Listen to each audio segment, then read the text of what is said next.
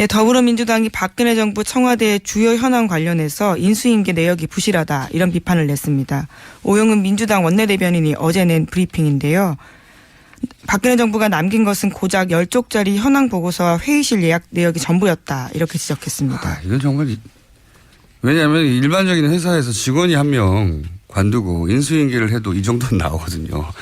자기 업무 기록하고 인수인계 넘겨도. 근데 이 정부 청와대 전체 인수인계가 10쪽짜리 현황 보고서 회의실 예약 내역 이게 뭐 필요합니까? 회의실 예약. 아 참.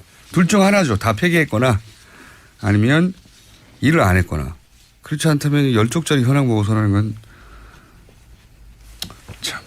자 다음 뉴스는요. 네, 또 이런 보도도 나와서 눈길을 끄는데 문재인 대통령 관저 입주가 취임하고 나흘 정도 지나서였거든요. 그러한 이유가 박 전 대통령이 사용했던 거실이 온통 거울로 뒤덮여 있었다라는 국민일보 보도가 있습니다. 더불어민주당 관계자 말까지 인용해서 이야기를 하고 있는데요. 이 기사에는 실무진이 관저를 손보려고 들어갔는데 거울이 사방에 붙어 있어서 깜짝 놀랐다면서 지금은 거울 떼고 벽지로 마감했을 거다라는 이야기까지 쓰여 있습니다. 이게 이제 뭐 요가를 하는 작은 거울방이 있었다는 게 아니라 거실 전체가 사방에 거울이었다는 그런 얘기입니다. 네, 이 기사에 따르면 그렇습니다. 거실 전체가 무서웠을 것 같아요. 저는 사실 이 기사를 보고 하도 궁금해가지고 정신분석학적 접근이 필요하지 않을까 싶어서 전문가하고 어제 얘기를 해봤어요. 도대체 방 전체를 왜냐하면 이렇게 뭐 댄스, 무용 뭐 이런 데를 가도 전면이 거울이지 사면이 거울이지는 않거든요. 예, 전면이 거울이 있고 자기가 춤추는 모습을 보면서 자세를 교정하고 그래서 자기 집 거실 전체를 거울로 도배하는 게 어떤 거냐. 그때 이제 자아가 약하면 거울을 하루 종일 보는 경우가 있고 예. 그게 이제 심하면 만성분열일 경우에는 이제 거울 앞에 거의 산다고 그래요. 그게 이제 셀카를 자주 찍는다가 아니라 끊임없이 찍는 혹은 성형 중독 이것도 같은 맥락이라고 얘기를 하더라고요. 예. 참. 정말 온 방이 다 뒤펴 있었다라는 게 좀 너무 황당해서요. 이 보도가 어디까지 사실일까라는 좀 의문이 들긴 합니다. 청와대 공식 입장은 아직 없거든요. 이게 뭐 거짓말로 할 이유는 별로 없는 이 사실 자체가 너무 황당해서요. 그러니까 예. 원래 왜 관저에 바로 들어가지 않고 그렇게 늦었느냐 이걸 이제 취재하다가 그 이유가 삐져나온 뉴스인 것 같아요. 근데 이 뉴스 단식이긴 한데 보다가 참 이상해서 제가 전문가하고 한참 얘기를 했습니다. 자 다음 뉴스는요. 네, 최순실 씨가 어제 뇌물죄 재판 받았습니다. 거기 나와서 새 대통령도 나왔는데 혐의를 몰고 가면 안 된다라는 주장했습니다. 삼성의 승마 지원 계획은 자신의 지시로 이뤄진 게 아니고 뇌물 받기 위해서 한 일 전혀 없다라면서 도둑이라도 이렇게 파렴치하게 몰고 가면 안 된다라는 이야기를 했습니다. 또 박 전 대통령 관련한 이야기도 있는데요. 문재인 대통령 당선 이후에는 신문이나 TV 등 언론 보도 전혀 보지 않고 있다고 합니다. 대신에 영어 공부에 많은 시간을 할애하고 있다고 하는데요. 서울교정본부 관계자에 따르면 박 전 대통령이 유영하 변호사 접견 시간 빼고는 영안 사전 들여다보는데 시간 쏟고 있어서 교도관들도 예의주시하고 있다라고 JTBC가 보도했습니다. 잊고 있던 뉴스가 갑자기 많이 나오네요. 네. 도둑이라도 이렇게 파렴치하게 몰고 가면 안 되는 게 아니고 도둑이면 이렇게 파렴치하게 얘기하면 안 되는 거죠. 그리고 이제 영안 사전을 하루 종일 보고 있다. 그래서 교도관들이 왜 저러나 이렇게 예의주시하고 있다. 이 대목도 이상했어요, 저는. 그래가지고 또 전문가에게 물어봤죠. 하루 종일 사전을 보는 게 사전을 잠시 볼 수 있잖아요. 하루 종일 사전만 보고 있다는 게 무슨 의미일까? 이것도 이제 비슷하게 해석을 하던데 이렇게 자아가 약한데 이런 고난이 닥치면 기본적으로 퇴행이 일어난다. 자신이 훨씬 더 안전했던 과거로 돌아가게 되는데, 그러면서 이제 일종의 주술적 행위다. 해석을 그렇게 해요. 그 전문가분은. 그게 무슨 말이냐 했더니 이제 이영도 숙모 회장. 예. 한참 회장. 한참 최순실 박근혜 게이트 때 이분도 이제 등장해서 과거 본인이 겪었던 얘기를 많이 했었죠. 근데 언론 인터뷰에서 이런 얘기를 했어요. 최태민 씨 박근혜 전 대통령이 처음 만난 게 고3 시절이다. 언론에 알려진 것과는 다르게 본인이 알기로는. 그러면서 고3 시절 집중력 향상 과외를 받았다. 이게 제 워딩이 아니에요. 예. 승무회 회장 워딩인데 집중력 향상 과외를 최태민 씨로 받은 게 처음 만난 걸로 알고 있다. 본인은. 집중력 향상이요? 네. 어떤 식으로 하는 건가요? 그건 네. 모르죠. 네. 근데 이제 어쨌든 그 전문가 해석은 그 당시 집중력 향상을 위해서 최태민 씨가 제시했던 비법이 있었을 것이다. 틀림없이.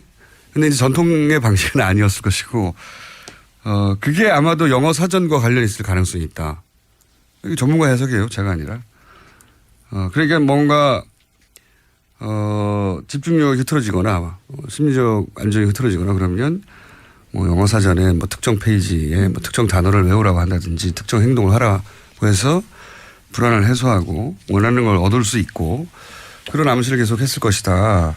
그런 가르침이 있었을 것이고 이렇게 지금 상황에서 이제 약해진 자아가 퇴행을 겪으면서 옛날 어릴 적 그 행위를 주술적으로 반복하는 거다. 로 보인다. 본인이 보기에는. 하지만 정확하게 알기 위해서는 특정 페이지를 보는지 계속 넘기면서 보는지 구체적인 행동을 봐야 된다고 하는데 저는 그런 생각도 들어요. 이게 추감 이전에 진료를 좀 받아보는 게 좋겠다고. 여러 가지 의미에서. 인간적인 차원에서. 안타까운 면이 있습니다. 네. 이상하잖아요. 거울 얘기하니까 또 그런 생각 아주 기억이 나는데 해외 순방 때 그 외교 행랑에 각종 기자재 넣고 와가지고 마치 이제 배우들 스크린 뒤로 치고 이렇게 배우들 분장실처럼 꾸미는 사진도 등장했었죠. 그 설이 아니라 실제로. 네, 실제로 중앙일보가 해외 특파원 칼럼 같은 것들로서 보도했던 적이 있는데요. 처음 보도되고 나서는 실제 그렇게 설치한 매뉴얼에 따라 매뉴얼이 있다고 했었고 매뉴얼에 따라 설치한 사진도 등장을 했었어요. 네. 다 연결된 것 같아요. 네. 언제 한번 저희도 따로 시간을 내서 한번 다뤄보겠습니다. 네. 죄는 죄고. 자, 다음 수는요. 네, 정윤회 문건 수사팀이 문제 없었다라는 입장 냈다고 어제 말씀드렸었는데요. 이와 관련해서 최순실 국정농단 수사했던 검찰 특수본도 지난해 관련 내용 수사 대상 올릴지 여부 검토했다라고 어제 JTBC가 보도했습니다. 정윤회 문건을 은폐한 의혹이 제기된 우병우 전 수석에게 직무유기 혐의 적용해야 한다. 이런 보고서 올린 건데요. 하지만 실제 수사가 이루어지진 않았습니다. 이게 정윤회 문건을 다루려면 필연적으로 이제 우병우 전 수석 얘기가 나올 수밖에 없고 당시 책임자였다고 하니까. 그래서 최순실 수사를 시작했던 검찰의 특수본도 이거 다시 해야 되지 않냐고 그때 얘기 나왔다는 거죠. 나왔는데 이유는 모르겠지만 수사는 진행이 안 됐다. 뭐 추정하기로는 또 우병우 전 수석과의 라인, 소위 말하는 라인이 그 검찰 내부에 있지 않았을까. 결국은 어제 수사가 안 됐고 현재도 정윤회 문건은 문제가 없다는 게 지금 그 조국 민정수석이 이 정윤회 문건부터 다시 들여다봐야 된다고 했더니 여기서부터 시작이니까요. 사안이. 그거는 검찰이 요즘 조용히 있거든요. 다들. 근데 이 건만은 문제없다고 따로 또 얘기를 했어요. 직접 관련이 된 사안이다 보니까 세게 반박한 거죠. 제가 보기에는 여기 뭐가 있습니다. 그렇지 않다고 이렇게까지 할 이유. 아무것도 없으면 가만히 기다리면 아무것도 없는 채 결론 나겠잖아요. 알 텐데. 뭐가 있긴 있나 보다 이런 생각을 하게 만드는데 또 관련해서 이제 김수남 검찰총장이 퇴임사하면서도 뭔가 이런 연결해서 생각할 만한 멘트를 했어요. 네. 정의에 대한 만용을 경계하라는 당부와 함께 송나라 문인 소동파의 시를 소개했습니다. 인자함은 지나쳐도 화가 되지 않지만 정의로움이 지나치면 잔인하게 된다. 이런 문구를 이야기한 겁니다. 이거는 많이 앞으로 욕먹을 것 같아요. 왜냐하면 검찰이 특정인 혹은 특정 세력에게 지나치게 인자한 적은 많았죠. 네. 인자한 적 정말 많았습니다. 인자함이 지나쳐서 화가 되지 않는 게 아니라 화가 된 경우가 많아요. 네. 뭐 5년 전에 김무성 전 대표 NLL 대화록. 그렇죠. 네. 그게 이제 정말 구체적으로 대화록이 이거는 대화록 원본을 봤구나 생각할 수밖에 없는 대화록이 거의 나왔는데 토시 하나 틀리지 않고 이야기했습니다. 네. 그대로 얘기했는데 그거를